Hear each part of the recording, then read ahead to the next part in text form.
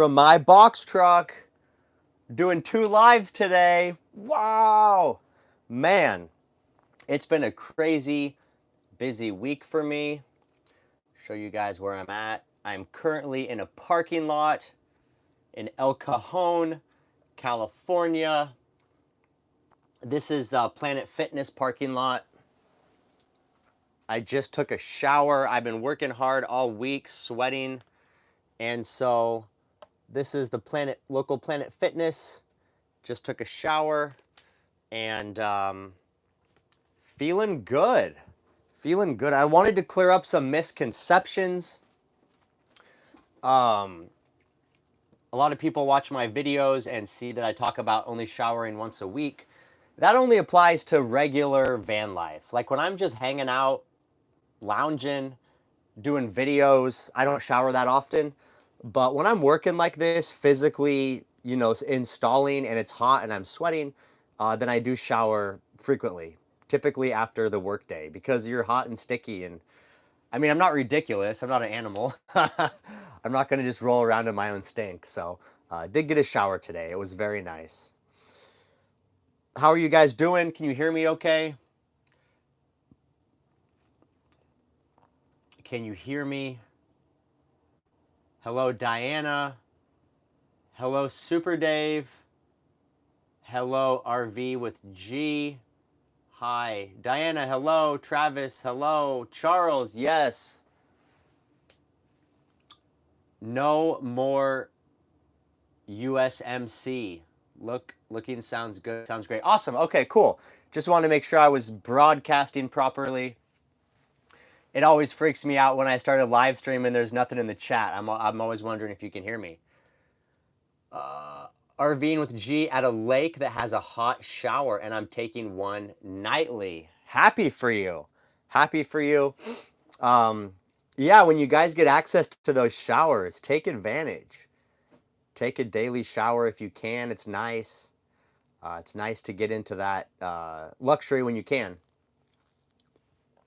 Although I got to tell you, what I've noticed is when I go a few days without showering, or like a week without showering, your body kind of adjusts to it. And then when I go to showering every day, it definitely feels a lot different. I notice my skin is a lot drier, and it's not necessarily ideal.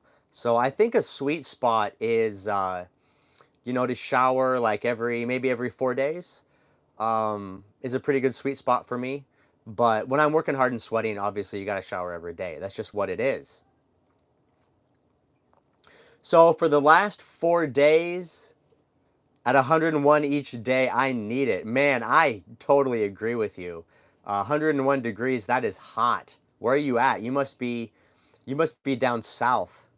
You must be in like Georgia or Florida or something, Missouri. I don't know. Where's it 101? I mean, it's 96 right now in El Cajon. It hit 101 today here. And I had the AC on in the van all day, so it was hot in the bus, 100 degrees, but when I needed a break, I would just come step into the van or the box truck and instantly cool down. So it's so nice to have that air conditioner, that mini split. Spectre got my spot in Oceanside. Happy for you. Oh, geez, in Reno. Yeah, Reno is definitely hot, man. Definitely hot. But at least you got them showers going. That's a bonus. That's a bonus. Yeah, Oceanside is nice though. Yeah, I believe it. 79 in Oceanside. Um,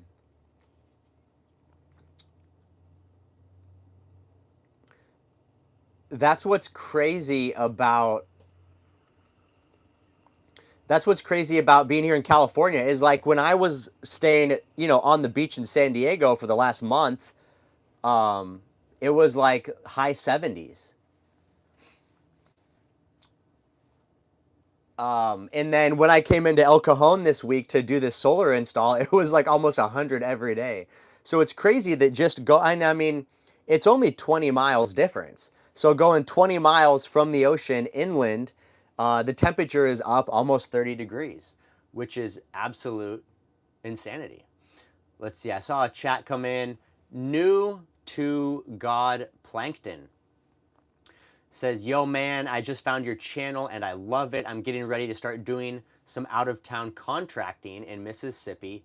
How much battery storage will I need for 12 hours of air conditioning?"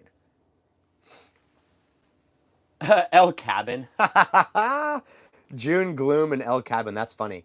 So, Mr. Plankton, that is the question of the season. Everybody wants air conditioning. Everybody wants air conditioning. Um, so the situation is with air conditioning, the first thing you need is you really need to have a ductless mini split. That's going to be your most efficient option. You can do 12-volt air conditioning. However, even though they're 12-volt and there's no efficiency loss by using an inverter to go from 12 to 120, the compressor technology on most 12-volt air conditioners is still not as efficient as ductless mini split stuff, in the sense that it can ramp up and ramp down to vary its output.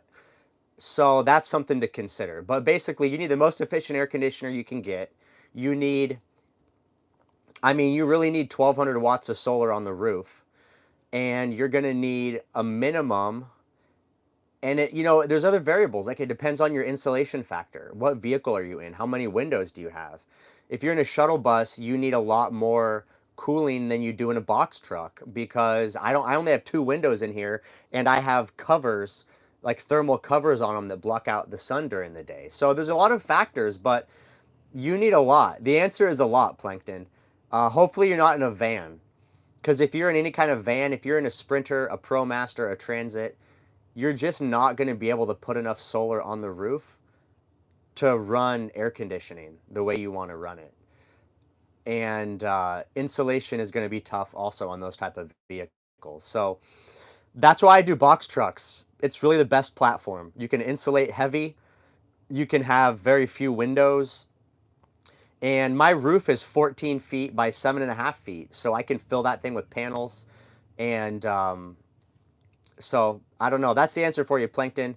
You need a lot. Everything you can fit. I would ask you if you already have a vehicle. I'm curious what you're working with. Do you have a vehicle already? Did you already buy one? Are you looking at one? Let me know what you're thinking, and I can try to help you find a solution. So somebody asked me about my window covers. I actually made them myself. This is blackout window fabric that I bought on Amazon. It was super cheap. I bought a whole roll for like 20 bucks. And oh, thank God, Plankton, you have a box truck. I'm happy for you, man. Congratulations. So many people with vans ask me about air conditioning. I just tell them good luck. Yeah, it ain't gonna happen. Yeah, cool, man. So if you have, Diana, no, my truck is the 12-foot. They do make a 10-foot, which is one size down. It's tough. My floor is 12 feet. The roof is 14 feet. U-Haul calls it a 15-foot super mover. So it's hard to really communicate what size box truck this is, but it's like the second to the smallest. The one size down from me, that's a 10-foot box. Um, the one size down for me is a 10-foot box, and that one doesn't have the cab over, so it's a lot smaller. But yeah, this stuff's on Amazon. It's just blackout window covering. It's 2 layers, so it has like a thermal reflective layer on the side that faces the window. And I'll tell you, like, if I go over there right now and lift up that curtain, you can feel the heat behind that curtain. But the outside of the curtain is very cool. So, yeah, the thermal curtains definitely do their job. John C., what's up? Packing for a vacation. I'm happy for you, John C. Taking off to Puerto Rico, San Juan, Puerto Rico. Congratulations. I'm glad you're getting out of America, out of the heat, out of the office. Go have some fun. Puerto Rico. I haven't been to Puerto Rico, but I went to the Virgin Islands. It was absolutely beautiful. So yeah, you're gonna have an awesome time in Puerto Rico. Enjoy the beaches, enjoy the jungle atmosphere. If you get a chance, go go do one of those like waterfall hikes. go deep into the jungle, and just experience the nature there. It's absolutely beautiful. Plankton, yeah. So what I would suggest for you, Plankton, if you have the 14-foot box, I would fill the roof with solar. I would go more. I have 1200 watts, and I would do more, honestly. My 1200 watts is like bare minimum. So um, I would try to get like 400, 450 watt panels. Basically, I would just measure the width of your roof. It should be about 7.5 feet. And so whatever panel, will basically go edge to edge. So 450, maybe 500 watts, I would just get that size panel. And if you have 400 watt panels, I would get 3 of them. If you can get 500 watt if you have 400 watt panels, I would get 4. If you're doing 500 watt panels, I would get 3 of them. And that'll be plenty for your energy collection. And then for your battery bank, I'm going to talk in watt hours because watt hours is universal regardless of voltage. So my system right now is 5100 watt hours.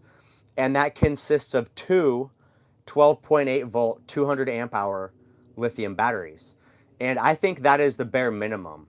I would recommend doing more. So I would try to hit like 7 or 8,000 watt hours, and uh, that's gonna be a really robust system that you can run the air conditioner basically 24/7. If you get a couple cloudy, overcast days, it's not gonna kill you. The way my system is now, if I run my AC every day, I have to have sun every day. If I get a day where it's like overcast and hot, then I'm SOL. Now in California, that's not a problem, and in a lot of places, that's not a problem. But if you're in, like, say, Florida, or when I was in Texas, we would get cloudy days where it's still 90 plus with humidity, and it just zaps your energy creation. So that would be my recommendation. I would shoot for 14 to 1500 watts of solar, and I would shoot for about 8,000 watt hours of lithium batteries.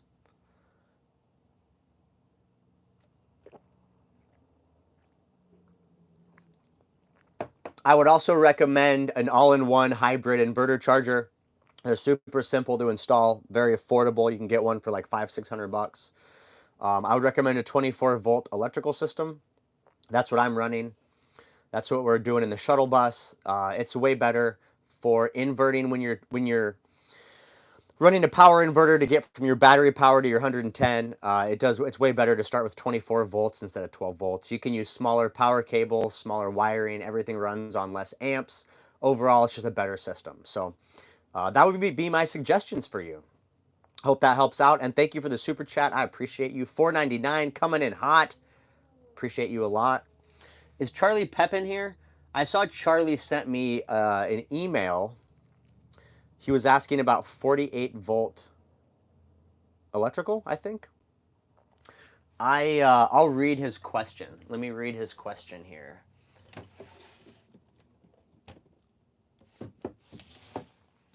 Pull up the iPad because the iPhone is currently broadcasting this wonderful live stream. I appreciate you guys for all being here, just hanging out. I did 2 live streams today.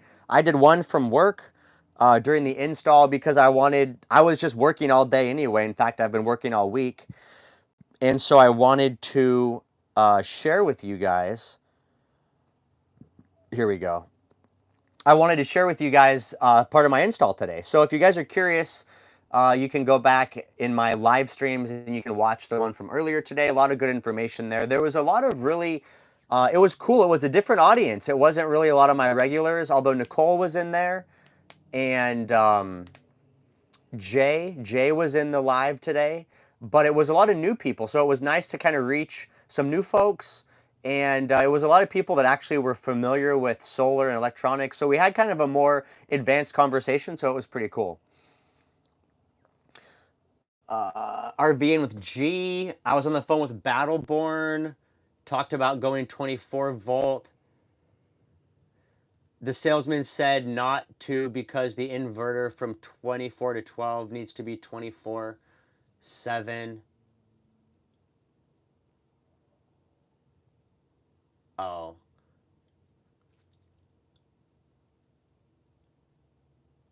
Okay, Spectre, have fun with your girlfriend. Enjoy a date night, buddy. I appreciate you.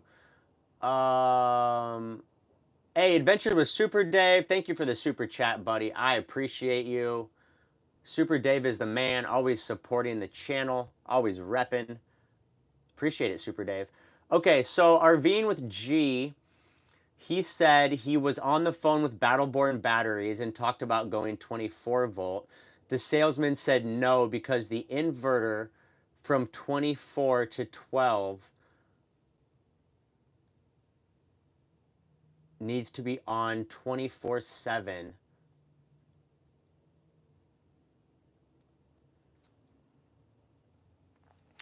Um, so it depends. So here's the thing in regards to 12 or 24 volt systems.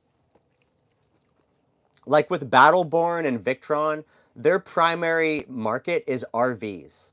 That's who spends big money. That's who spends $20,000 on solar systems, is people that have $200,000 RVs. RVs are designed with 12 volt electrical systems.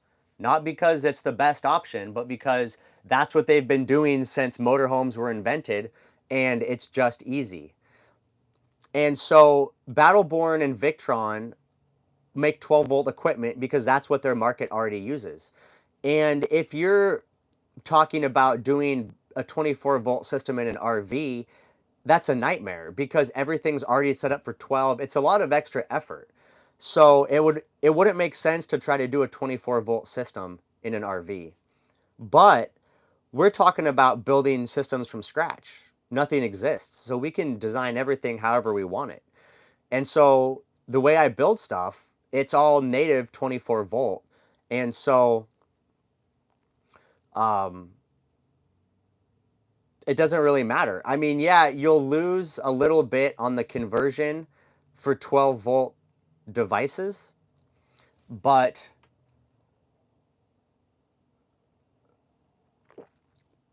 Plankton wants to know how I stay ripped. Thank you, Plankton. Oh no, Plankton's girlfriend. Did I read that right?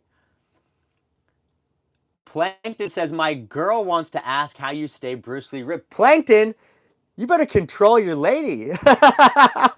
You better control your girl, Plankton. She wants to know. She wants to know about the abs. Um, I'm going to be really honest with you guys. I have very good genetics from my father. My dad was ripped up until he was probably 50, 55 years old. It's just genetics. It's nothing more, nothing less. I mean, I eat healthy, but I don't really work out that much. I mean, I rarely work out. I exercise, I get cardio in, I'm active, I move, but I'm not hitting the gym, I'm not doing sit-ups, I'm not doing crunches. It's just genetics, baby. Thank you, Dad. I appreciate the six-pack. It serves me well. Um, let's see. No more USMC. Do you run DC in your rig at all, or are you on? Yeah, I do have DC. So, my rig is a mix. My mirror is DC. My water pump is DC. My lighting is 24 volt DC. What else? My fridge and my diesel heater are all DC. So that's something else to consider is you can buy, and one reason that I buy or that I like a 24 volt electrical system is because you can buy 24 volt electronics. Like my refrigerator is a 24 volt fridge. My light strips are 24 volts. You can buy a 24 volt water pump. So you can buy accessories in 24 volts. You don't have to buy 12 volt and then convert from 24 down to 12. So it's just all about how you plan it. But yeah, exactly, G. RVs are all 12, so it doesn't make sense to do 24 in an RV. And honestly, all the Victron and Battleborn guys, that's what they're trained on is RV electronics. And so, and especially if you're talking to a sales guy, I mean, Sales guys are going to sell you what they have in stock. You'll never find a sales guy that's going to tell you, oh yeah, you should go buy this, but we don't sell it. Guess what? Victron doesn't make 24-volt inverters, and Battleborn doesn't sell 24-volt batteries. So the sales guys aren't going to recommend you do 24-volt equipment. They don't sell it. So that's just my thoughts on it. Yeah, if you're in an RV, just stick with 12 volts. And now you don't have to do the Victron stuff. I mean, the Victron really is the best for doing an RV. Yeah, the Victron's the best. It's not crazy expensive. I think that the multi-plus inverter is like $1,200. It's not crazy. It's worth it. Victron does make good stuff. I would, if I was UG, I would just get the multi-plus. But don't get Battleborn batteries. They're so overpriced. It's ridiculous. A 100 amp hour Battleborn's like $800.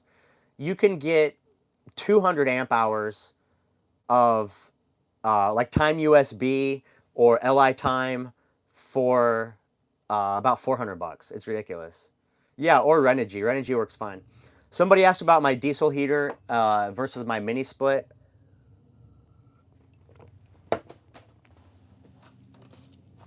So my mini split does have heating mode, but here's the problem with heating with a mini split. I'm going to spit some knowledge on you guys while I fill up my water glass here. So, my mini split, the primary reason I have a mini split is for air conditioning. That's why we have it, because most of the time Nomad Brad is in hot places, not cold places. So that's the indoor portion of my mini split. You can see it's up high. It's about 6 inches from the ceiling, and that is how you are supposed to install a mini split. That's what all the manuals will say. And as a 10-year HVAC installer, I can confirm this is the proper way to install a mini split. This is why. Heat rises, so during the day, all your hot air is up congregating in the ceiling. And the way the mini split works is it sucks the air in from the top, the hot air, it cools it, and then it spits the cool air down towards the floor. And so that's the cycle in your vehicle. Hot air rises, it gets sucked into the mini split, and it gets pushed down, right? So now here's the problem. When you're trying to heat with the mini split, all your hot air rises, and then the mini split sucks your hot air in, and it heats it up and spits it out. So you constantly have really hot air up at the top of your van, and then everything, like literally from like waist and below, is cool, and the ground is ice cold. It is absolutely uncomfortable to be in here with a mini split. I mean, it'll take the chill off, it'll prevent you from freezing, but it is not comfortable. And so that's why I have a diesel heater. My diesel heater is down underneath the bed, and the exhaust is like right in the corner. So the diesel heater is low to the ground. It spits out that hot temperature down low across the floor, and then that hot air slowly rises, and it gives you a nice even heat throughout the whole van. So mini split versus diesel heater is a day and night difference.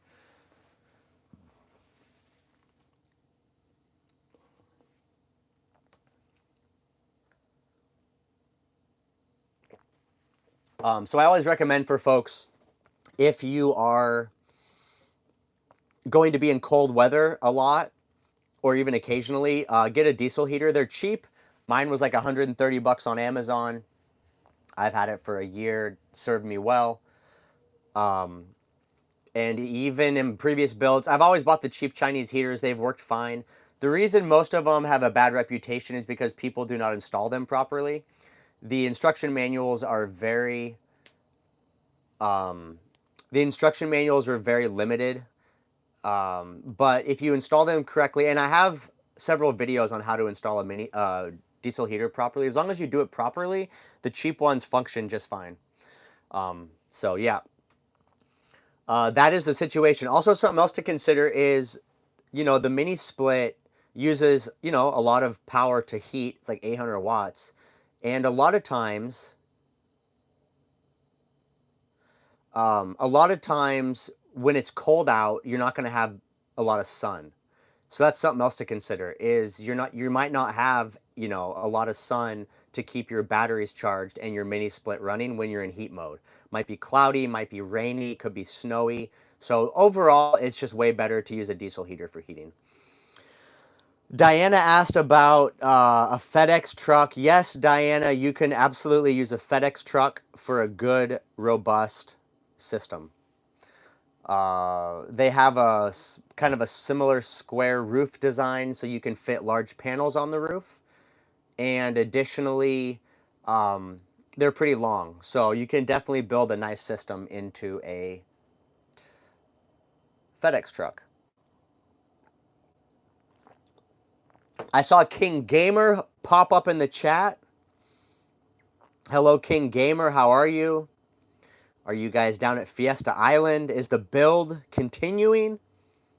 I saw that Zach just got his EG4 hybrid inverter and his battery pack.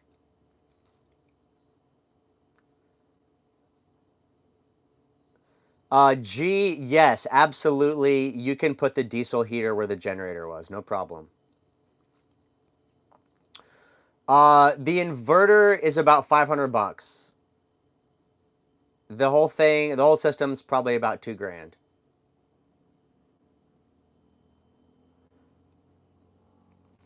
King Gamer asked if you could travel anywhere in the country, where would you go? I think he said country. Did he say country or world? If I could travel anywhere in the country right now, I would go to Oregon because Descend on Bend is happening and Northwest Nomads is happening.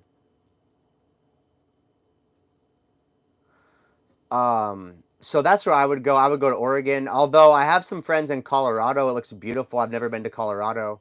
So my plan is next summer I'm going to go to Oregon because I haven't been in like 3 years. And then the following summer, I want to explore more east. So I want to check out maybe Colorado, maybe Idaho, kind of get more into that part of the country. I've never been there. So Idaho, Colorado, maybe parts of Utah. Yes, G. I have one video that's like 10 missing tips, 10 tips for your diesel heater install. Watch that one. That's really the main one you need to watch. It covers all the basics, and as long as you follow that, you can't go wrong. You'll have no problems with it.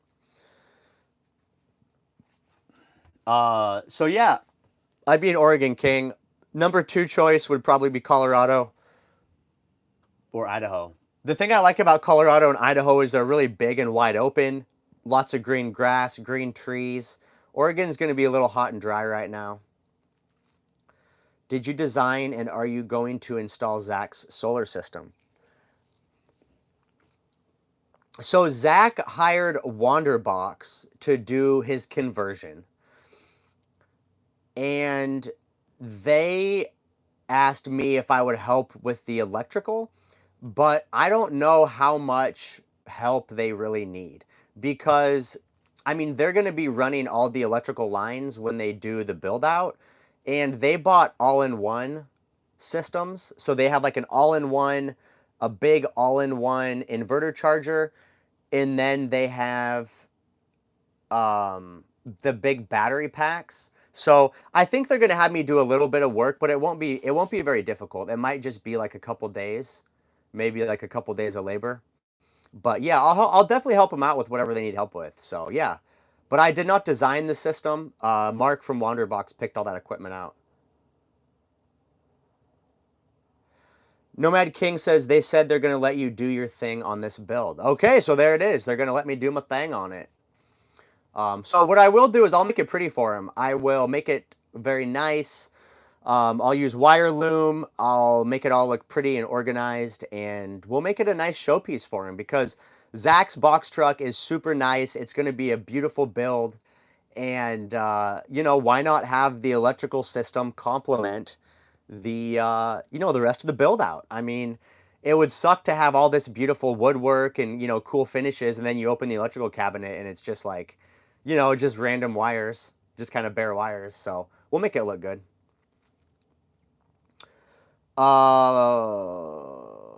Yeah, they did move Descend on Bend.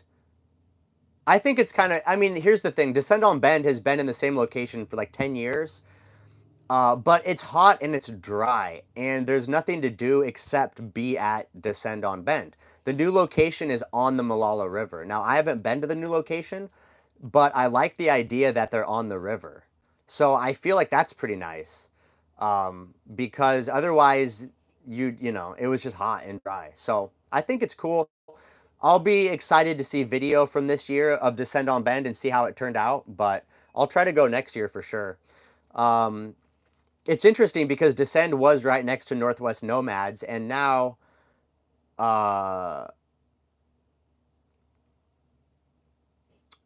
now Northwest Nomads is all by themselves over near Bend. So it'll be interesting to see how much of the Northwest Nomads crew was going there because it was next to Descend on Bend and it was 2 weeks later, versus how many people will go when it's now like kind of the only event happening in Bend. So it'll be interesting to see how that evolves. But I know Nomads has a pretty good following, and Jordan and Ashley do a good job of putting on a cool event. So we'll see. But um, that's a big drive, though, to go from Bend to Malala, Oregon. That's a big, you know, that's a commitment. It may be on fire, more lightning tonight. Oh my goodness, I hope not. Let's check. Would you have a year list of meetups and the locations? Let me pop open the chat. I missed some stuff here. Okay, where's Winnie says, where do you suggest putting a diesel heater in a shuttle bus? I mean, mount it to the floor, and then I would put it just under a bench or under the bed or under a cabinet, just somewhere down on the floor where it's out of the way, because you're really not going to have to access it. And I wouldn't want it to take up valuable space. So just put it somewhere in the floor where it's out of the way. G says, you're going to Burning Man? Yes, I am. You're going to pass me in the town of Fernley. Let's meet up. Okay, I will keep that in mind. I'll have to pull up a map and see where Fernley is at. But I'd be interested in meeting up. Noah asks, what does labor cost generally for electrical systems? It just depends, Noah. I mean, it depends on, it's all about just how much time it takes me. You know, what components you want installed, how much solar, what vehicles it going into. Are you just want a basic electrical, or do you want me to install outlets and switches? And so it's hard to really give you a price. I thought it was on the Malala River, Mischief, but it could be the Yamhill River. I don't know. Either way. Hansa, hello. Happy to have you back. The build was good. We wrapped it up for today, got everything wired up and powered on.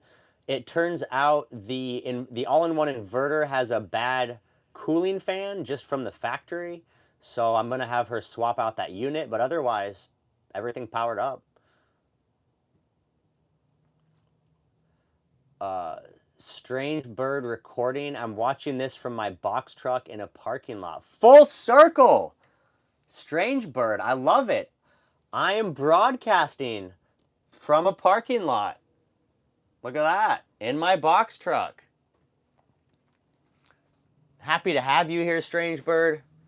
Happy to have more box truck people in the chat. I see that a lot of box truck folks are finding me, and I love it. I love my box truck. I love the box truck life. It's so fun. Mischief Maker, first burn. Yeah, it's my first burn, but I have been down there. I went to the Black Rock Desert 2 years ago, not during Burning Man. So I've been down there. I'm not worried about it. We'll see how my mini split holds up. That's what I'm a little nervous about. I feel like it could take out my mini split, but if it does, we'll just replace it. I ain't worried about it. Everything is replaceable, especially when you've done it yourself and you have the knowledge and skills. G says Fernley is 40 miles east of Reno, and then you turn there and go through the reservation. to go north to Burning Man. People stop off to fill up. Okay, cool, man. Sounds like you're right on the way. Do Zach and you guys exchange money when you help each other? Or do you just help each other whenever one of you... No, it's money, baby. It's money, baby. We're all getting paid. Wanderbox is getting paid for their conversion. I mean, I'll help out here and there. You know, on one hand, we all want to help each other out. So, you know, if they need help, like a hand with something, I'm happy to help. But if I'm doing a job, if I'm wiring up outlets and mounting inverters, yeah, they gotta pay. I gotta get paid, son. I gotta get paid. Hansa, same here. I am in my box truck. Awesome, man. I love it. Rhymes with orange. Hello. My car is parked in a parking spot. I met Rhymes with Orange near Mission Bay. Super nice guy. Happy to see you here. Noah, cost for the $2,000 system from your video. Oh, man, which $2,000 system are we talking about? I get, maybe you mean the one that I have in my box truck. I've done so many videos, Noah, I don't remember. You're probably talking about my system that I have in here. I'd probably charge $3 grand for this install. And that would be a super good deal too. I need to raise my prices. I will have to refill the tank, not a diesel bus. Winnie, yes, the diesel heater comes with its own little gas tank, diesel tank. So I have one. It holds like 1.5 gallons. It lasts quite a while though.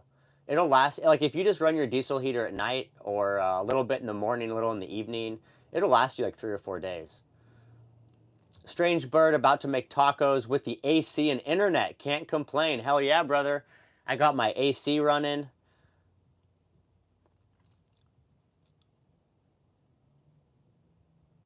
Plankton, I appreciate you. If you hire Brad, tip him extra to autograph your system for box life historical significance. Appreciate you guys. Burn, we're talking about Burning Man, Gary. Burning Man is a big event out in Gerlach, Nevada on the BLM land. It's a 2-week long or 10-day event in the desert. It's a big concert and art exhibit full of dirty, dusty hippies. Keep it from a direct hit. Yes, Mischief, I'm going to bring a couple tarps. And so I'm hoping that there's no dust storm during the day when it's 110 degrees because I want to be able to tarp off my mini split if there's a dust storm. So I'm hoping it just does it at night. But if there's a dust storm during the day while it's 110, like I don't know if I'll want to turn off my mini split. It gets hot as balls in here. So I might just let it ride, and if my mini split gets destroyed, I'll just repair it or buy a new one. I don't know. We'll see what happens. It's going to be an adventure either way. So the interesting thing about Burning Man is I got invited by a friend who's been going for 10 years. So I'm camping with him. So I'm not going solo. Like I have seasoned Burning Man veterans that are going to be helping me out. But after talking with him and going through a list of like all the stuff that you need, it's definitely like I'm realizing it's a bit of a journey. Like you have to prepare for it. It's not going to be easy. You have to have a lot of extra resources and like planning and sunscreen and like eye goggles and all this stuff. So it's pretty rugged, which I didn't expect because every time I've seen yeah, I hear you. Burning Man, it's not going to be an easy, carefree, dance around party. It's going to be a little rough. But it's like every picture I've ever seen is just some teenage chick in a bikini, dancing around in the desert during the day, and it looks fun. But I'm realizing between the dust storms and the high heat temperatures and everything else, it's going to be a challenge. But I'm prepared. If a bunch of little teenagers in my box truck, so it'll be fine. We'll make it happen. Let's see what else we got going on. The Water Heater Factory, yo, what's up, my dude? Happy to have you here. Kia Soul is in my Kia Soul box car. Happy to have you. I mean, Kia Soul, it's kind of a box truck. Box car, there you go. Nomad Brad, did you ever hear back from the e-bike people? Oh my goodness. I got a story for you guys about e-bikes. Oh, the video from today. Noah, the video from today, I charged $4,000 labor for that job.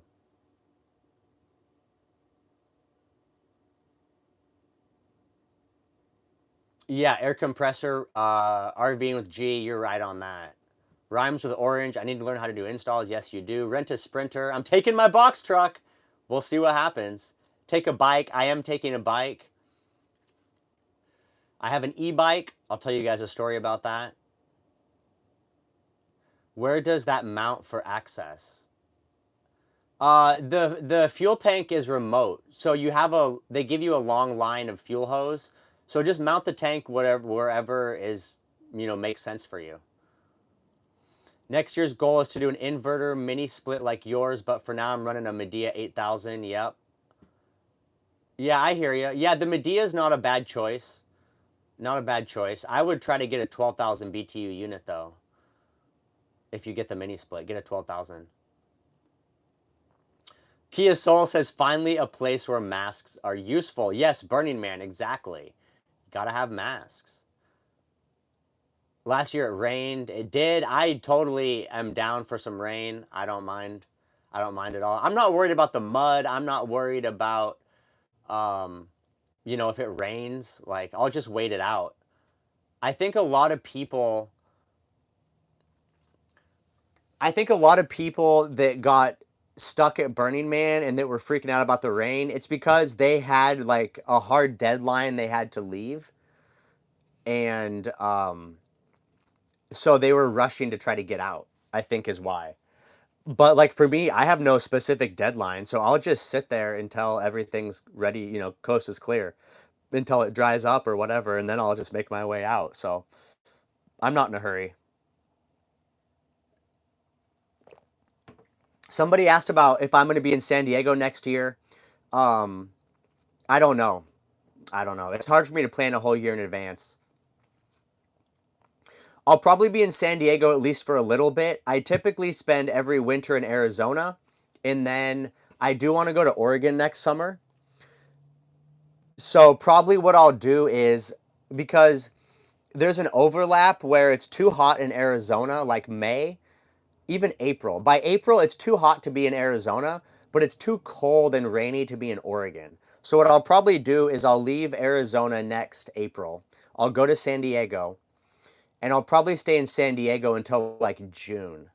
And then I'll start heading north and go up to Oregon, and I'll spend like July, August, September in Oregon, and then I'll come back down. Man, can you guys zoom in on this? Look at this. Look at this lady. She's walking across the street. Pretty little lady. She has no idea there's a dude in a box truck live streaming her to YouTube. Oh. Hello. Can I get your number? Okay. What else do we got? Oh, the e-bike. Okay, so I have an e-bike. A company reached out to me and asked me if I wanted to test um get her number. Yeah, right. A company reached out to me and asked if I want to test their e-bike, and I said yes because I'm going to Burning Man. So I accepted an e-bike. It's really cool. I'm going to make a video on it. It's a folding e-bike. So what's awesome about it is it actually folds up and it fits on my passenger seat. It folds up, it fits back in the passenger seat, and then I can buckle the seat belt and it holds the e-bike in place and it keeps it out of my field of view. So it's actually really nice. But here's what's funny. Here's what happened to it.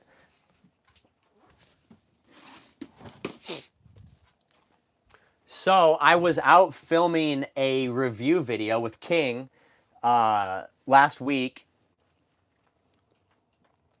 for this e-bike.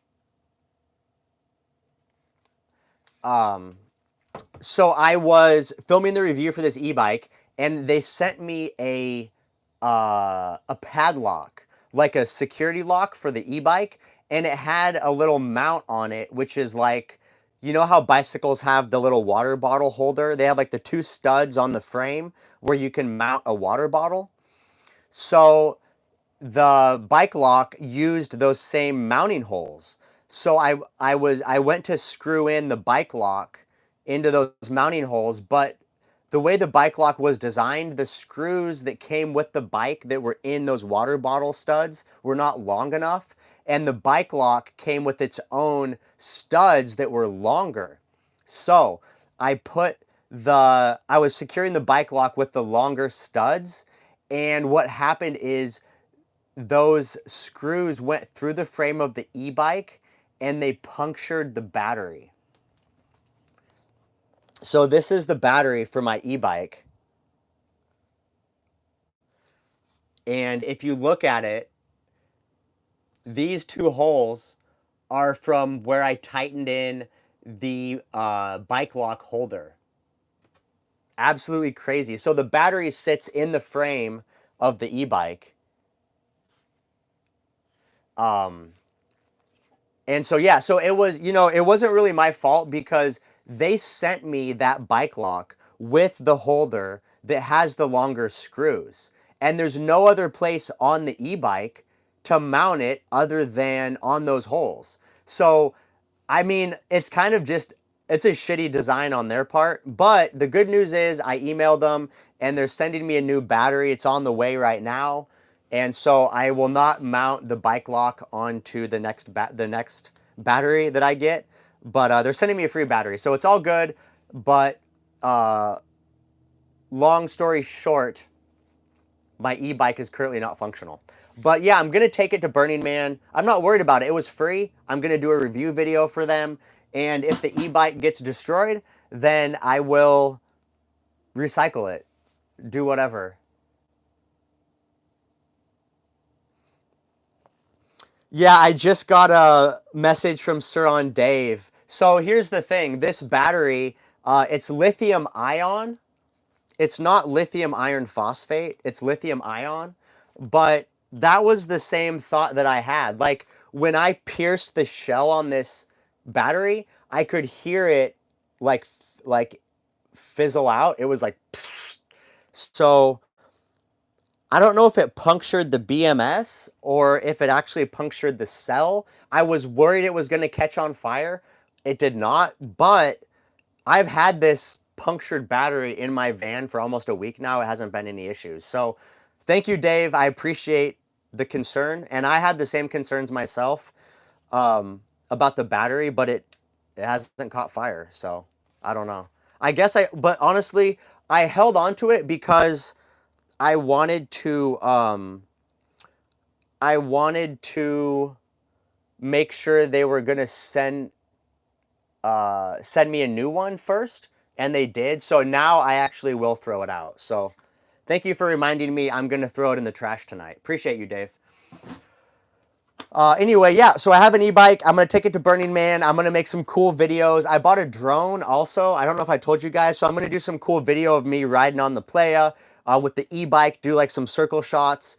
And then, honestly, if the e-bike gets trashed, I'll just toss it and then I'll get a new one.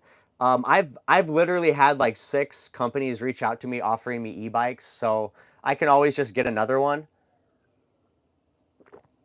And the thing is, this review I'm gonna make for them is gonna be super badass. I mean, it's gonna be at Burning Man. I'm gonna do it like at sunset with all the lights. It's gonna be an epic video. And so when all these other China e-bike companies, when they see my e-bike video, my inbox is gonna be full of people wanting me to make them e-bike videos. It's gonna happen. So it definitely won't be difficult for me to get more e-bikes in the future. But then I have the burden of creating a bunch of e-bike videos that you guys don't want to watch, so I have to limit myself. Yeah, I hear you, man. I will dispose of this battery properly. I'll probably just drop it off at like an auto part store. Um, because I know like Napa, they'll take lithium batteries, like Napa Auto Parts or O'Reilly's AutoZone. They'll take them like for free. So actually, there's an AutoZone right here. Check it out. Oh, it doesn't focus. There it is. There's an AutoZone in the parking lot.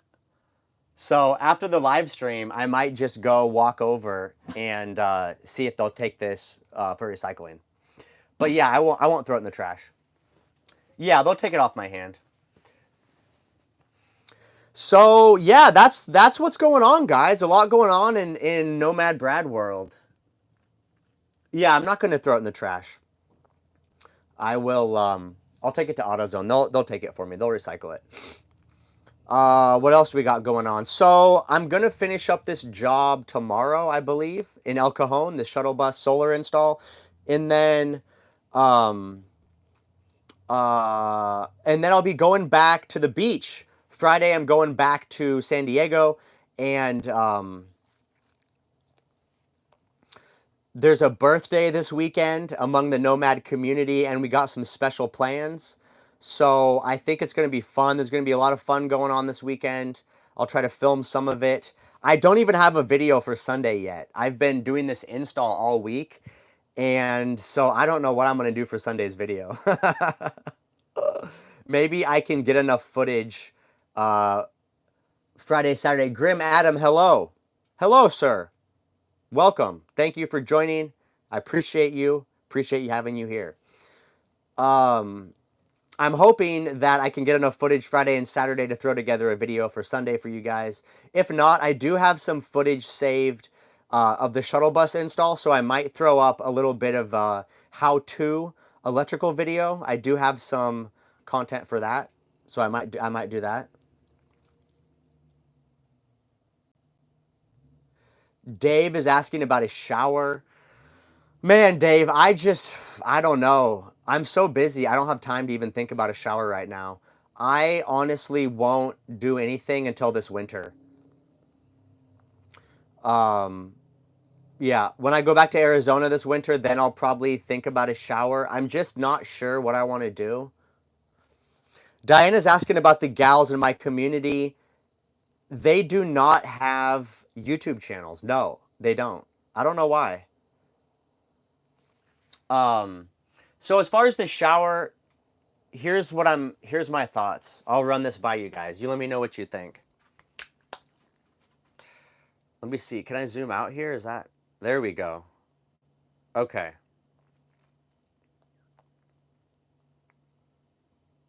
Hello, Chad. Thank you for joining. Appreciate you.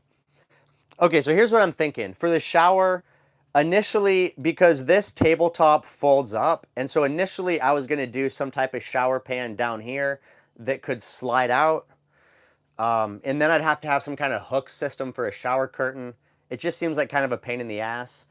What I think I'm going to do, which will be more time consuming, but ultimately it will be uh, more realistic, is I think what I want to do is I'm going to move my sink station down. And so what I think I'll do is I'll take this tabletop that I have, I'll relocate some stuff. I'll put my sink right here.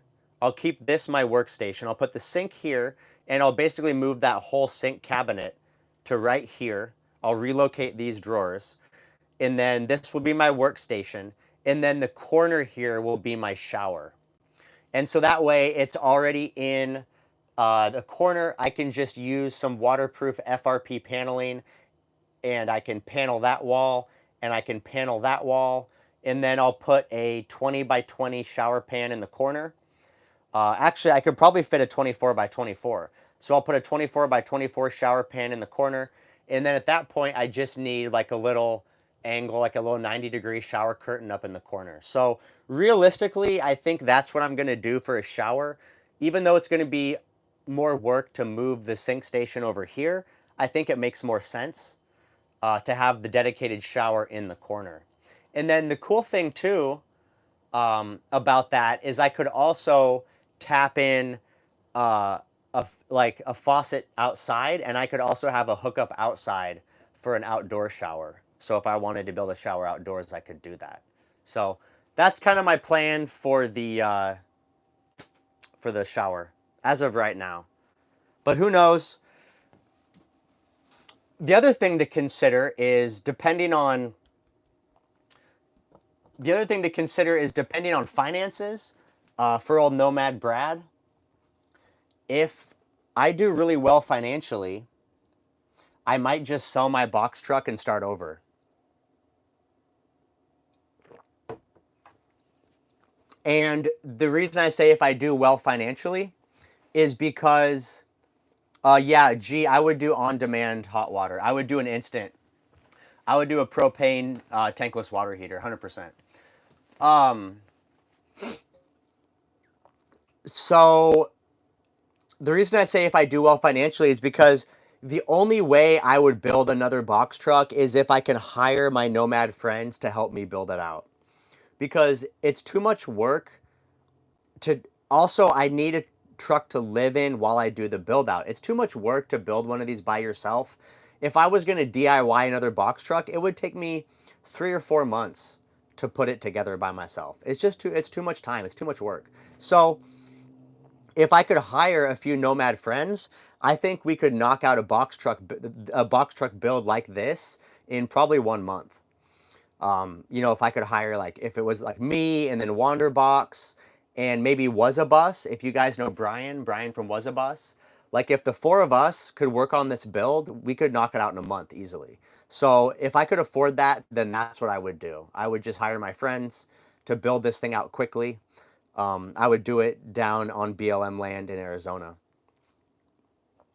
G is looking to go 120 volt for hot water. Yeah, you can do it. The thing is, they don't do 120, the only 120 volt they do for on demand is not enough. It's not a lot of water flow. It's like for a faucet, but that might be fine for you. Typically we're not running a whole bunch of water pressure anyway, and water is limited. So, Will's asking about how I charge. I charge by the project, so I do not charge hourly. I do free consultations over the phone or over video, and then I give you a price. But it's like an upfront all-in-one price. So that way it's not like, well, it could cost you this much or that much. I basically just give you a one-time price. This is what it's going to cost you, and then you can decide if that fits into your budget or not. And then whatever it takes to complete the job, if I run into other stuff, if I run into other issues or whatever, I just take care of it. You don't have to worry about it. You're welcome, Diana. You're welcome for all the experience. Got reactions. I talked to Brad before. He's pretty darn cool. Thank you, sir. I appreciate you.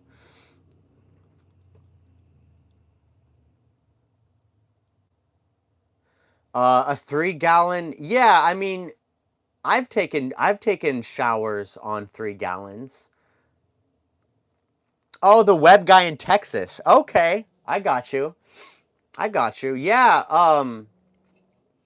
What's funny is I have it in my calendar to implement those changes you suggested and like doing the AI articles and stuff, but I just don't have time. I mean, here's the thing. I do have time, right? People that say they don't have time, it's bullshit. I do have time. It's just not a priority. I just have so much other stuff going on that like for me is more important that I just like I know it's not going to happen.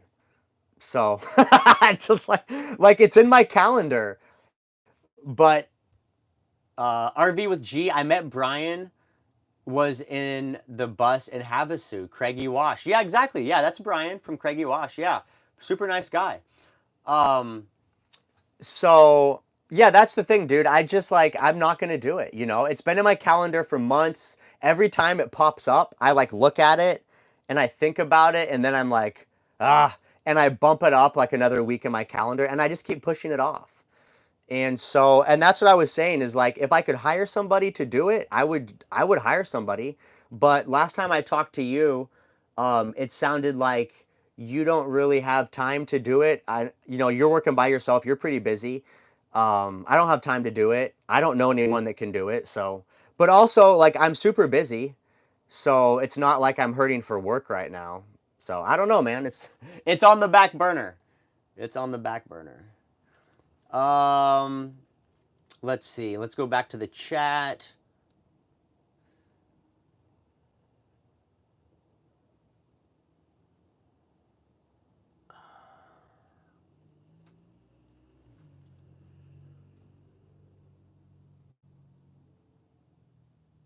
Okay, Benny asks if the cops bother me often. No, Benny, the cops do not bother me often. I have not been I have not been approached or ticketed by a police officer in this vehicle at all. And I've had this vehicle for, I don't know, 2 years. So no, they don't. Um,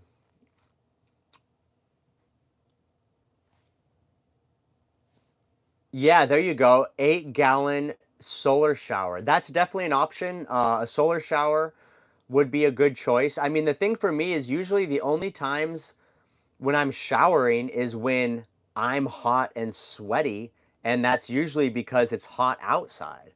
And so if it's hot outside, then a solar shower is going to be hot. So that might be something to consider. Solar shower.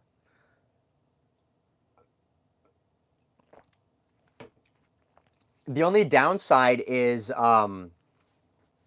you have to fill it separately. And so, like for me, a solar shower is going to be up on the roof. And so I'm going to have to use a ladder to get to it, to fill it. So that's kind of an inconvenience.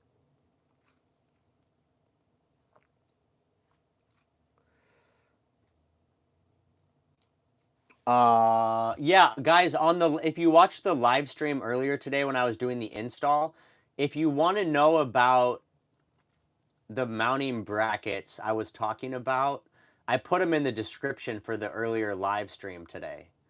So if you go to today's earlier live stream, there's a link to Amazon for those adjustable solar panel brackets. The water would stay warm in the night. I've done it with a gallon jug before. Okay, yeah, there you go. So it would be night. It would be warm at night too. Yes. Um, Plankton, Planet Fitness is the cheapest shower. That's where I'm at right now. I love it. I've showered here every day this week because I've been installing every day. So it's only 4 miles from the job site to here at Planet Fitness. 4 mile drive. Get my shower in. It's been very nice. The other thing with having a shower in the vehicle is you're gonna have to be dumping your gray water more often and filling your fresh water more often. So it's more trade-offs. And then it's harder to find places to dump your gray water. So I don't know. It's all about trade-offs. But right now, I don't mind not having a shower. I definitely would like to. I definitely would like to have one at some point, but I don't know if I'll do it in this vehicle or not. It just depends what this year holds. I don't know. I can't really see into the future. So we'll see what happens. But this winter, either I will install a shower or I will sell this van and I will build a whole new box truck. Although if I did have a shower in this box truck, it would be easier to sell it. I think more people would be interested in purchasing it if it did have a shower. So I might just do the shower anyway, just for resale. How is the truck treating me? Is it still causing chaos? That's funny. No, the truck is behaving. Um, Thanks to Josh LLC, he put me in touch with AD, the U-Haul mechanic in Monrovia, California. He fixed me up. No more leaks, no transmission e-brake overheating.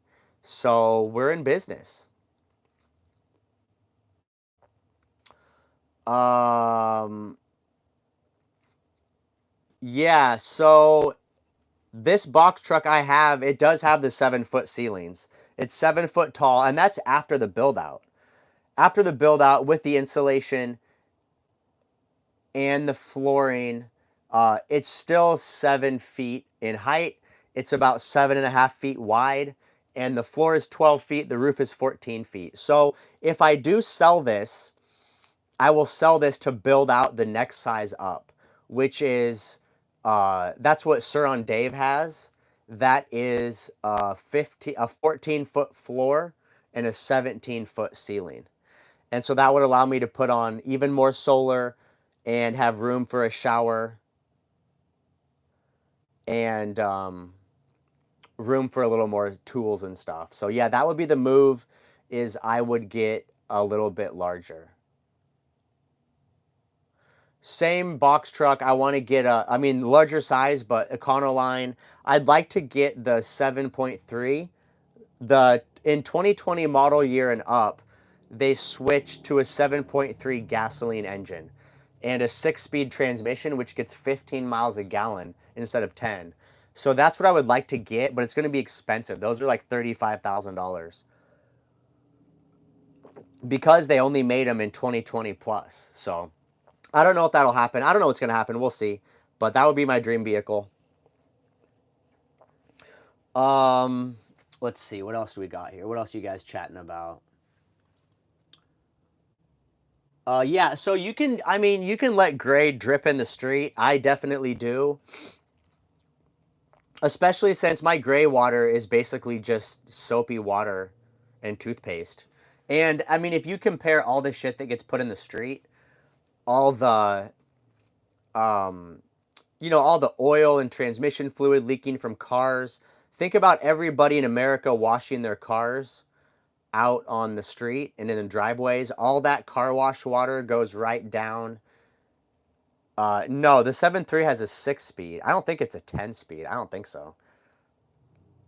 It could be, but I doubt it. I don't think so.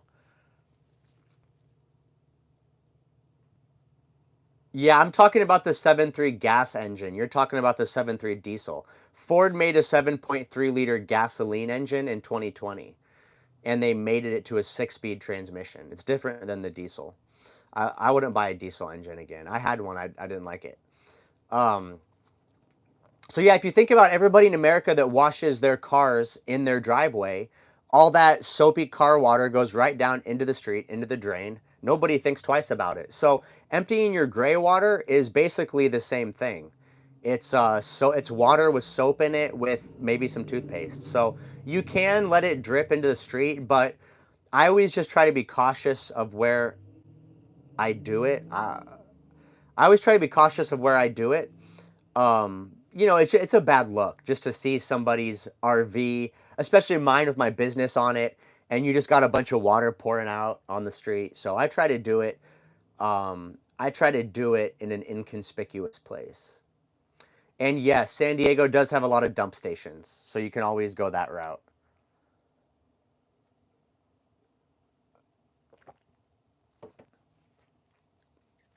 Let's see. I was going to ask Charlie Pepin's question. Charlie Pepin says, can you install a 48 volt system or a 48 volt battery and convert it to 24 or 12 volts? I found this ad and the watt hours is inexpensive. So Charlie Pepin found a 10,000, holy cow. Yeah, I agree with you, Plankton. It's not a good look. So Charlie Pepin found a 10,000 kilowatt, I'm sorry, 10 kilowatt 48 volt battery bank for $2,000. That is a very low price. I would just wonder about the quality of that, but that's a very good price. And so he's asking if you can convert that 48 volts down. You can. So what I would do in that situation is um,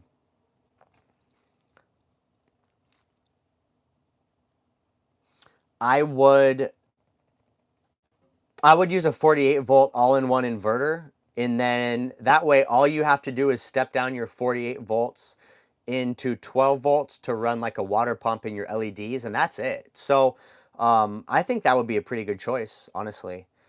I'm surprised it's that cheap though. I would want to research the company and just see what the quality is. And Also, keep in mind that might be a pretty big battery bank. Like physically, a 10 kilowatt battery bank is going to be pretty large. So depending what vehicle you have, that's something to consider.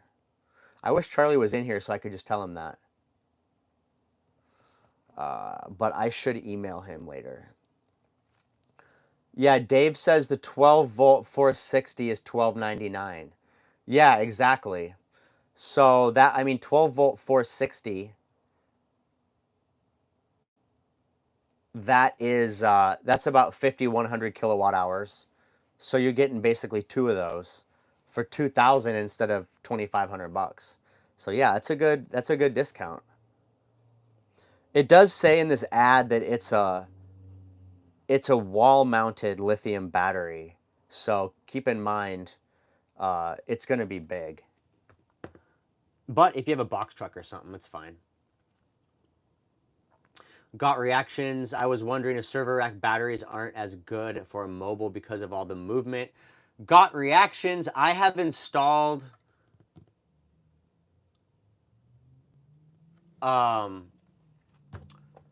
I just installed a uh, server rack batteries in a bus, and they've been working fine. I did that about 6 months ago, and they've been fine. So I don't think it matters. I don't think it matters.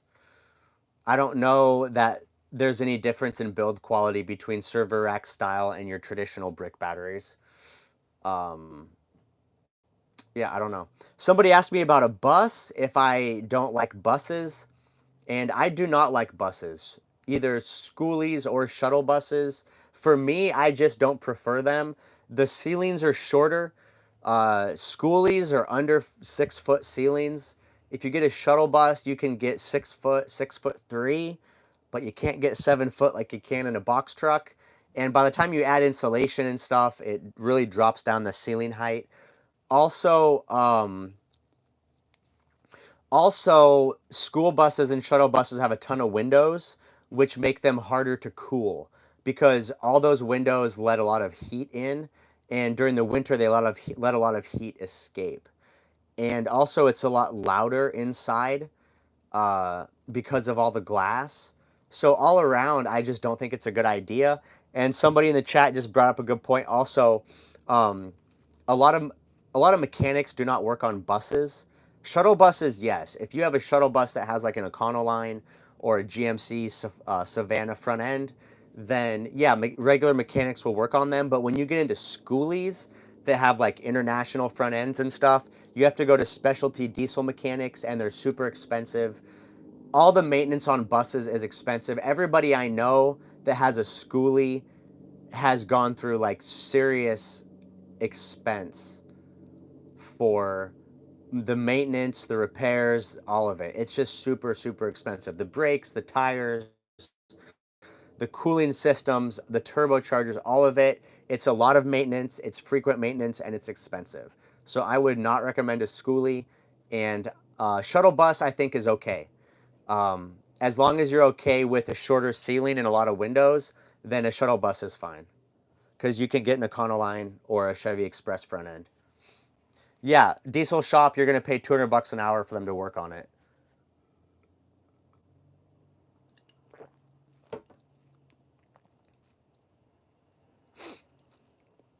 Yeah, bus builds are a lot of work. Um, it's a lot of insulating and, patching windows. You have to seal all the windows. Like in a school bus or a shuttle bus, all the windows all along the sides, you have to seal all those up because they leak over time. Uh, Question about an ambulance. So my problem with an ambulance, twofold. One, the ceilings are short. Most ambulances are under 6 foot ceilings. They're like 5'8". I can't. A lot of ambulances I can't even stand up in. I'm 5'10". And if you do find a tall ambulance, they're only like 6 foot. So no, it's out of the question for me. If you're a shorter person, I think it's fine. But guys, if you're living full time in your vehicle, you're gonna want to be able to stand up. It's such a big difference. I know because I started out in a medium roof Econoline where I could not stand up. I was in that vehicle for almost 2 years. And it's such a game changer to go from having to like scrunch around and put your clothes on bent over to being able to stand up fully and walk around and not hit your head on the ceiling. And especially old Nomad Brad, I got some tall hair, you know, so I gotta maintain a good ceiling clearance. Let's see. Let's go over here like this. But you can see the ceiling difference here. Like, look at all that space. I'm 5'10". Like, look how much space is above me. Like, you're not gonna find that in a schoolie unless you spend thousands of dollars and effortless, countless hours on raising the roof. And same with an ambulance. And with an ambulance, you're not gonna raise the roof because the way those things are built, they have like I saw an ambulance that was all gutted out, and they have all this steel tubing, not tubing, it's square tubing all throughout the ambulance because they're super rigid and uh, crash tested. Yeah, see, that's the thing is everything always goes back to box truck. Every time somebody suggests something else, schoolie, shuttle bus, ambulance, a box truck is cheaper and it's easier.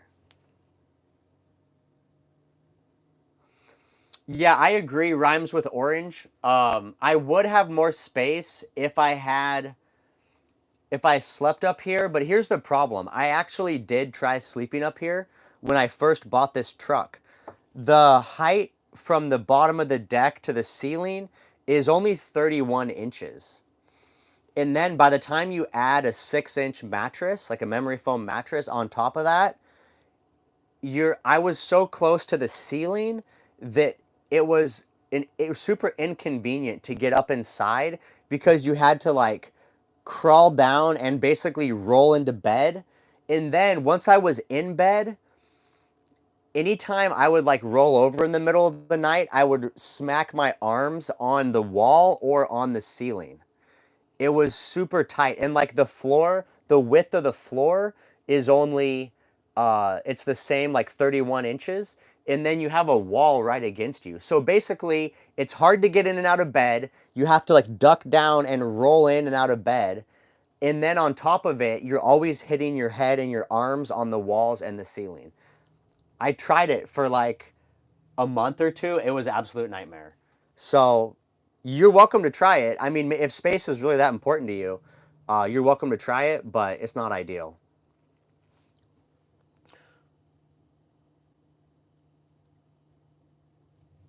And so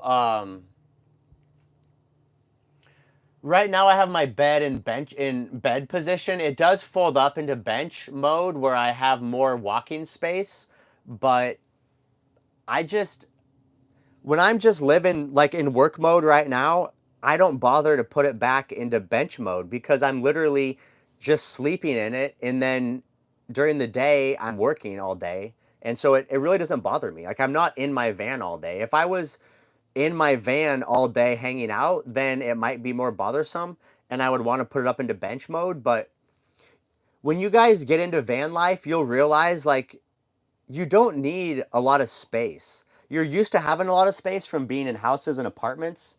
And so we're used to, just as humans, we're used to having a lot of room to kind of walk around and move around and have different spaces, but you really don't need it. And once you get comfortable in a smaller space like this, like I'm totally fine with the space I have now. And so yeah, I'm totally fine with it. In the next box truck though, I am going to do an elevator bed. That's Wander Box's specialty. And so I'm going to do the elevator bed that goes up and down. And that way you just elevate the bed up at night. And then during the day, you have all the lounge area underneath. So definitely excited about that. That'll be a fun project.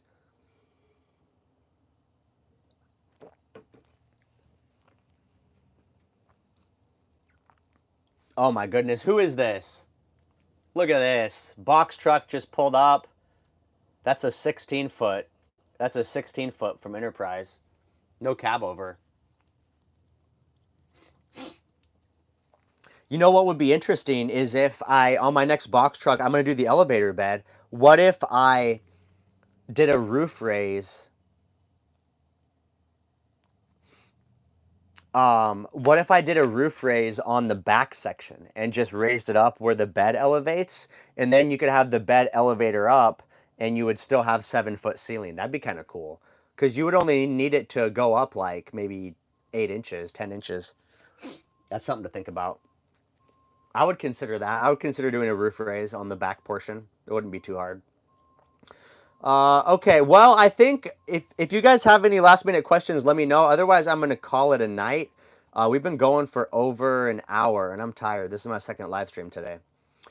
Strange Bird says, my box truck is 7'2" by 14'2", fully insulated, and it feels great. Kitchen zone, bed zone, room for the studio recording space. Awesome. That sounds fantastic. 7'2" by 14'2". Yeah, I love it. You got a recording studio. Good for you.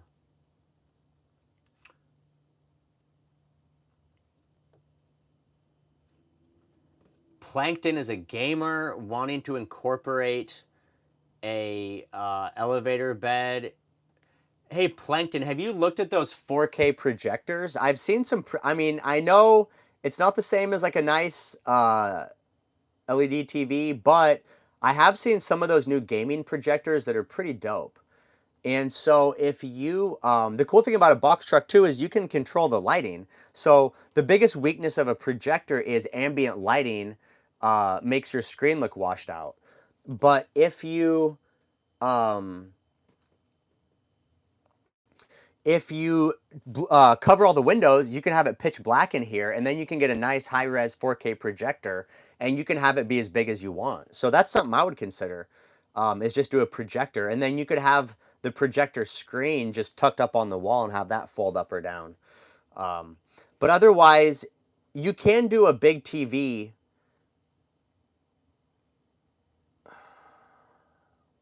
You can do a big TV because your bed isn't going to be as long the as the box truck. So like your box truck is 7.5 feet wide. Your bed is only going to be like, maybe 7 feet long or 6.5 or 7, maybe 7 feet long. So you would have room to do the TV, but honestly, if I were you, I would just do the 4K projector. I think that's the move. And then you could have it be as big as you want. And also, you could take it outside. If you wanted to do like some kind of an outdoor stream, you could have a screen on the side of your box truck. You could do outdoor stuff. That'd be kind of fun. All right, guys, that's it for me. I appreciate you being here in the chat. Thank you. I saw a lot of new faces today, and I appreciate you guys being here in the chat. Thank you, G. This is your first live stream. I appreciate you. Go take that shower, buddy. Polymath, the elevator bed exists. It's called Happy Jack, HAPPIJAC. Happy Jack bed lift. They exist. They're expensive though. They're like $2,000. Okay. That's it. I'm out of here. Grim Adam, good night. Thank you for being here. Nomad King Gamer, thank you for being here. Thanks for sticking around to the end. I appreciate you. I'll see you tomorrow evening, King Gamer. I'm coming back down to hang with the community. And I appreciate everybody that came by. Thank you, Super Dave, for the super chat. I appreciate you. Looking forward to seeing progress on your Scion build. Keep me posted. Also, Super Dave, I know you said you're doing a YouTube. So let me know when you get your YouTube channel. I would love to see that pop up, see what you're up to. And everybody else that participated tonight, thank you so much. This is Nomad Brad coming to you from my box truck, signing out. I got to go recycle my lithium-ion battery. Thank you, Sir and Dave, for mentioning it. I appreciate you guys. Peace.